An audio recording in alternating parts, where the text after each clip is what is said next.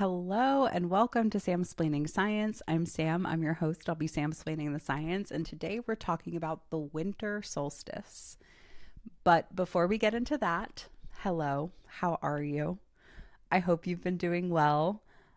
I have followed this year's pattern of not posting an episode for months at a time and then showing up at random.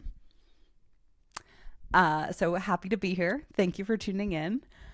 I hope you've been doing well, and I hope that your December has been going well and your holiday season has been enjoyable and healthy and happy and safe. I have a cozy sweater on. I have all of my Christmas decorations, my Christmas pillows, my Christmas pillows are on my couch, and then I have my Christmas tree. There she is in all her glory. Wow, this is an awful. There she is in all her glory. So things are getting pretty festive over here. I am certainly ready for the holidays. And I hope you are too. I hope you're enjoying whichever holidays you celebrate. I hope you enjoy them with friends and family and just find some happiness and some peace in what can be a very chaotic world that we're living in. I've been doing a lot of reflecting. I feel like this time of year I always reflect a lot because I try to make new goals for the new year. And I feel like before you make goals, you need to kind of do a self-assessment and be like, what have I done well? What have I not done well? What do I want to work on? And I feel like there are a lot of things this year that I did really well. And I, really stuck to certain goals and resolutions. Like I have stuck to a gym schedule and I ran a 5K. So like I definitely have achieved some goals that I set out to do, and I've done some things pretty well. But then there are also some things that I haven't done so well, like this podcast and posting 4 episodes in a year. Yikes, that's not great. Once upon a time, aka my first year doing this podcast, I did 40 episodes in 1 year. That's a staggering decline. But I am definitely taking stock of some lessons learned and going to be taking that with me into the new year. So I'm looking forward to it, and I hope you are too. So this episode, as I said, is about the winter solstice. And if my timing works out for me, which I'm really hoping it does, this episode should be releasing on December 21st, which is a Sunday. And that is the day of the winter solstice. I think the winter solstice is something that a lot of people are aware of as far as like, oh, it's the shortest day of the year, which I say shortest day in quotes because every day technically is 24 hours, but the solstice is the day with the shortest amount of daylight. So little bit of a technicality there. Also, it's true for the northern hemisphere, not the southern hemisphere, which we'll get into in a little bit also. But I personally love the winter solstice. That is why this episode is called The Most Wonderful Time of the Year, because it's not about Christmas. It's not about any other holidays. It's not about the holiday season in general. It's about the fact that the winter solstice is the day where we have the least amount of sunlight, which means that all the days after it, little by little, we're getting incrementally longer exposure to sunlight, which as a bitch that hates a 4:30 sunset, I welcome a 4:31 sunset with open arms. Oh my God, I can't wait. Once that sunset hits 5 p.m. and like I can log out for the day and I can still kind of see the last licks of the sunset, I'm going to be cured of all of my ailments. I can't freaking wait. The fact that like I log off for the day and it's pitch black outside, I'm like, I hate this. This is awful. So I'm open. I love to celebrate the winter solstice because it's like the days are going to get longer. We're going to get, well, again, see, I catch myself doing it sometimes too. The daylight periods will be longer, not the days themselves. Every day is 24 hours. But the daylight will get longer and we'll have more light and there will be brighter days ahead. And I love it. It's my favorite time of year is the winter solstice and the days getting a little bit longer at a time. So, as I mentioned, we're going to be talking about the winter solstice, but we're going to really be talking about the science, shocking, behind the winter solstice and why the winter solstice happens. Like, what is the condition that allows for a longest or shortest day or night of the year? So that's what we're going to discuss today. So let's get into it. Today's question, it's one question, but it's kind of got like a little bit of a follow-up question, but it felt silly making it two separate questions because it really is asking the same thing. The first is, what is the winter solstice? But what I really mean by that is like, what causes the winter solstice to happen? Why does this happen? Which is what we're actually going to be talking about. So getting into what is the winter solstice, the winter solstice is the start of astronomical winter, which is slightly different from the start of meteorological winter. That's a hard word. And I said it kind of right on the first try. So meteorological. Is that even right? I think it is. But if it's wrong, don't tell me. I don't want to hear it. But it is the start of astronomical winter. It is the shortest day of the year. It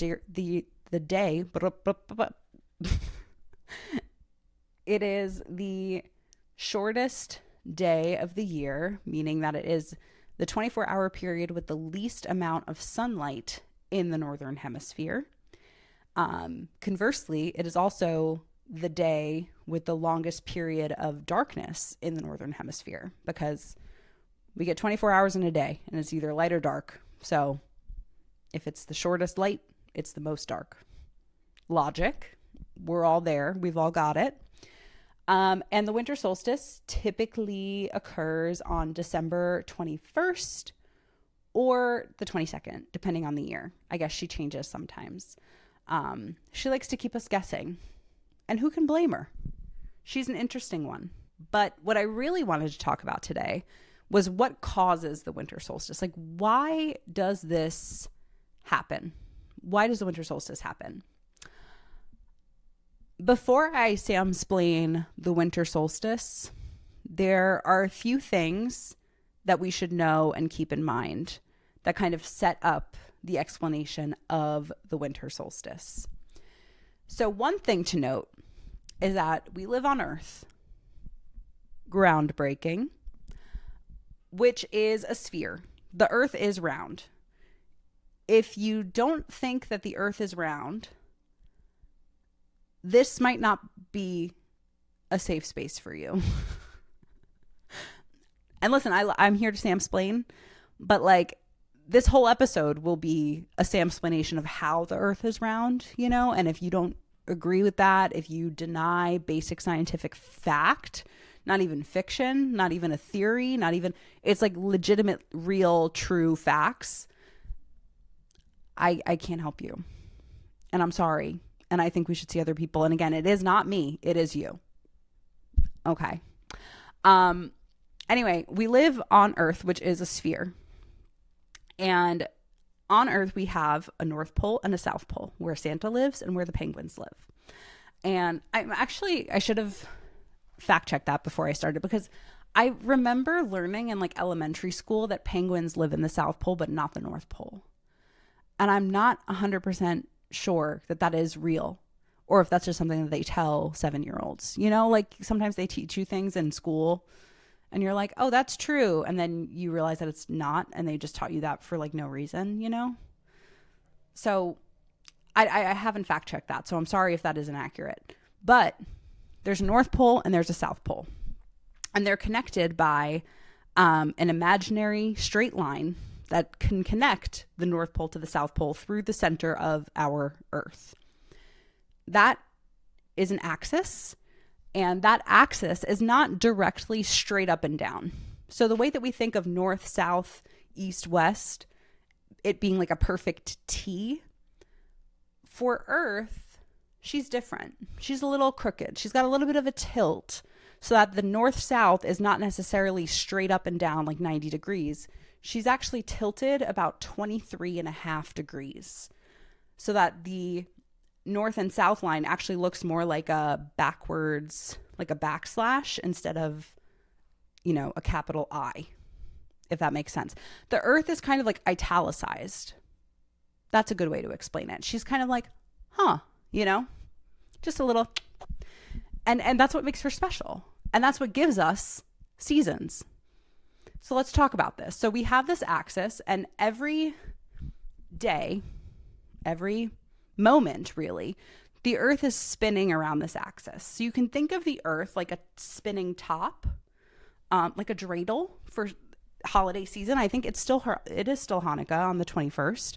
I think it might be the 8th day of Hanukkah on the 21st. So think of it like a dreidel, that it's constantly spinning around this axis, okay? With each spin, there is a point on Earth that will go from light to darkness back to light. That's what we call one day, right? So that spinning around its axis, that rotation around the Earth's axis takes 24 hours for a point on the Earth to get from darkness or from light to darkness back to light, or to get from one point to another. No, to get from one point around the axis back to that original point is 24 hours. So that's one thing to keep in mind, is that the Earth is rotating around this axis, and the axis is tilted 23.5 degrees. And at a given time, half of our sphere of life, also known as the Earth, is facing the sun. So the sun's rays are directly hitting half of the globe at a time, while the other half of the globe at that given time is facing away from the sun. So it's not receiving light from the sun at that time. That's the day and night difference, right? So then as the sun is rotating, if you're, during the daytime, you'll rotate, twist, spin, choose your synonym here, into darkness, and then come back to light. And that'll be all happening in a 24-hour period. So as that is happening, as the Earth is spinning, it is also revolving around the sun, which is the center of our solar system. This path, this revolution around the sun takes 365 days. That is our year. It actually takes 365.25 days, which is why we have a leap year sometimes and add that extra day in. Fun fact. But to get from one point in its path around the sun all the way around back to that same point is 365.25 days. So it has to spin, the Earth has to spin around its axis 365 times to get back to where it is where it started in the Earth's revolution around the sun. As the Earth is revolving around the sun and rotating around its axis, that axis is going to stay italicized. It's going to stay slanted. So at some points of the Earth's revolution around the sun, the axis is going to be pointing towards the light source, pointing towards the sun. That is the northern hemisphere's summer solstice. When the northern hemisphere experiences the most light is when the axis, the North Pole, is pointing towards the sun. Then we move from summer to autumn, where the axis is not necessarily pointing to or away from the sun. It's kind of like a neutral, like parallel almost, I guess, to the sun. That's when we have our equinox, where the number of hours of daylight is equal to the number of hours of nighttime in a given day. And that happens typically in autumn around September 22nd, 23rd-ish. Then we move from autumn to winter. And during that time, the Earth is again continuing to move around in its path in the sun. But now the axis of the North Pole is pointing away from the light source, away from the sun. And that means that the sun is really more so illuminating the southern hemisphere, or the South Pole. And that is our winter solstice. And then after winter comes spring, where again we'll continue along in this path until, again, similar to autumn, the axis is sort of parallel. I don't think that's the right terminology, but it's not necessarily pointing towards the sun or away from the sun. It's just sort of like neutral. But that is another equinox where the day light hours equal the nighttime hours. And that usually happens March 22nd 20th, 21st. So that's sort of the path around the sun and how that works. And I think it's important to note that the way we define the seasons is based on the points on our globe where the sun's rays make a direct hit, or the first point of contact from the sun's rays to the earth. Because again, the earth has a curvature to it because she's not flat, she's a sphere. So wherever the point on the earth that the sun's ray hits first kind of defines where we're at in the seasons. So if we're dealing with a winter solstice for the northern hemisphere, the sun's rays are going to be directly hitting the Tropic of Capricorn. So that's going to be an area south of the equator. I think it's 23 degrees of southern latitude.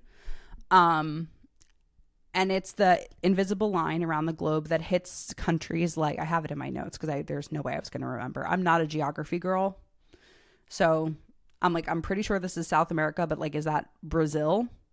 Is that Argentina? It's a little bit of both, actually. Argentina, southern Brazil, southern Chile, and then on the other side, which is not shown here, parts of South Africa and parts of Australia kind of hit that Tropic of Capricorn. So in the winter solstice, when the North Pole axis is pointing away from the sun, these countries in the southern hemisphere are getting the initial rays of sunlight from the sun at a given time. And that means that areas in the northern hemisphere are not getting as much sun as the areas in the as the countries in the southern hemisphere. Conversely, if the northern hemisphere axis is pointing towards the sun, that's the summer solstice. That's when the northern hemisphere experiences more light than the southern hemisphere does. Then we would have the sun's rays directly hitting what we call the Tropic of Cancer. And those countries would experience the most light during the summer solstice. And those are countries like Mexico, Egypt, India, where at that point, the Tropic of Cancer would be would be like the closest to the sun, essentially. And the sun's rays would be hitting that area first, which would mean that those areas would have the most amount of daylight versus countries in the Tropic of Capricorn, which are the southern hemisphere countries, that would get less light than that. When we get to our equinoxes, that's both in the autumn and in the spring, that's kind of where the Earth's axis is neither pointing towards or away from the sun, just kind of like neutrally parallel. That's where the sun's rays are directly hitting the equator. So those are countries like Ecuador, Colombia, in Africa, countries like Uganda, Somalia, Kenya, in South Asia, like the Maldives. Those are all countries that are on the equator. And during the equinox, those are the points on the earth that are getting the most direct sunlight. Now, during December, when the earth is at this point in the 365-day journey around the sun, the Earth's axis is pointing away from the sun. So the North Pole is pointing away from the sun. And the northern hemisphere is furthest from the sun at this point, which means that the northern hemisphere is spending more time in the dark than it is spending in the sunlight. On our winter solstice, the Earth's axis is pointing as far from the sun as it will in its path, in its circular-ish path along the sun. So that means that we're at the point where the northern hemisphere is going to experience the most amount of darkness before it comes back around and starts equilibrating for the equinoxes. And that's because the Earth starts to move forward in this path towards the spring equinox.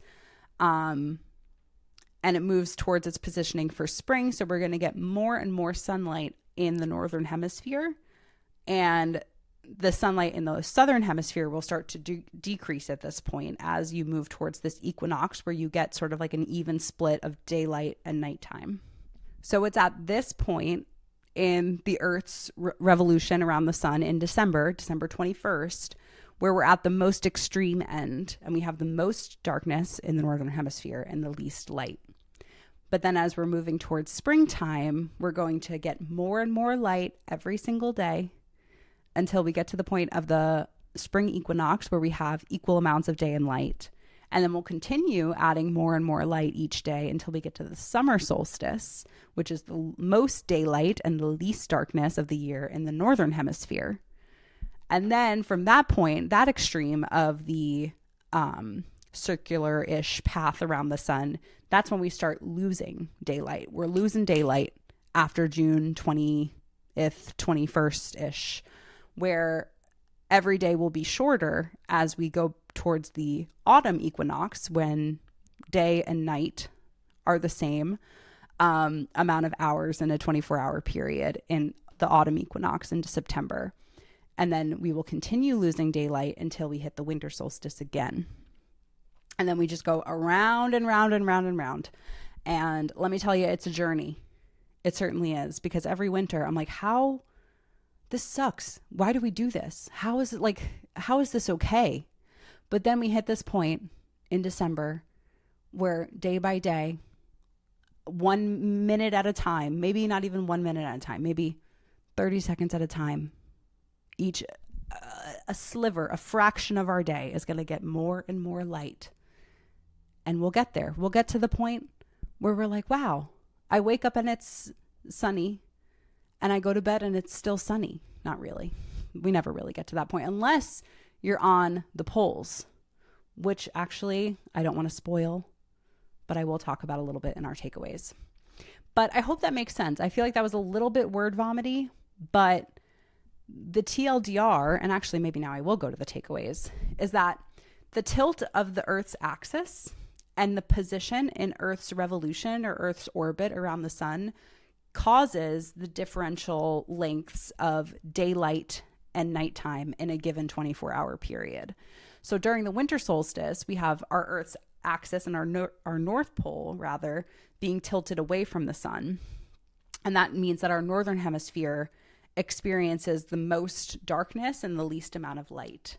I put here advanced darkness. That's for my SpongeBob fans. If you know, you know. There's an episode where they talk about how dark it is. I think it's, what was the episode? See, I'm like, if you know, you know. I don't even freaking know. I'm pretty sure, was it the episode where he got stuck at, what was the name of that town? Rock Bottom, where they all had the accent. I don't understand your accent. But I think it was like the lights went out and SpongeBob was really freaked out. And he's like, this isn't darkness. This is advanced darkness. That's the winter solstice. The winter solstice is not just darkness. It's advanced darkness. It's the most dark that we get in the northern hemisphere. So just think of that. This isn't darkness. This is advanced darkness. And it's all thanks to the tilt of the Earth's axis and where we're at around Earth's orbit around the sun. And then my last takeaway here is just to shout out Cecilia from Svalbard, an island close to the North Pole. She has a TikTok account, and I think she's on Instagram too, where she lives very close to the North Pole, which means that during the solstices, or yeah, I'll say around the solstices, within a couple weeks of the solstices, she has either polar night or polar day, where as the Earth is rotating, she gets to a point, the Arctic Circle really gets to a point where there is no more sunrise and sunset. The sun is just set for months at a time because of Earth's tilt and the way that the sun illuminates half of the Earth. It no longer kind of goes into the portion of the globe that is illuminated as the Earth is rotating around its axis. So that's what they call polar night, is just like that is advanced darkness for real. And then alternatively, polar day during the summer solstice, where they just have sunshine all the time. It's 3 a.m. It's bright outside in the Arctic Circle. That's wild and crazy. But I just wanted to give a shout out to Cecilia. Cecilia, if you're watching this, why? Just kidding. Thank you for watching. She's not watching. But I wanted to shout her out so that you guys can check out her page because it is so cool. And she's posting right now because it's polar night. There's tons of like northern lights that she's seeing, and she's posting a lot of content about that. And that's my dream, is to one day see the northern lights. So I love to follow her page and see her experience it. And then hopefully one day I will too. But just wanted to give a shout out to Cecilia in the polar night, holding it down for us in advanced darkness. Highly recommended follow if you're interested in that sort of stuff. If not, that's cool too. But that's all for this episode. Thank you so much for watching. Please don't forget to follow, rate, review the podcast wherever you listen. And you can subscribe on YouTube if you haven't yet. That would be much appreciated. You can also follow the show on social media. I have Instagram, I have TikTok, I have Blue Sky. I'm going to try to use those more in the new year with my new year goal that I'm working on. So be sure to follow there. And then also you can connect with me there. My messages are always open. If you ever have things that you want to be sam-splained to you, you can reach out via DM.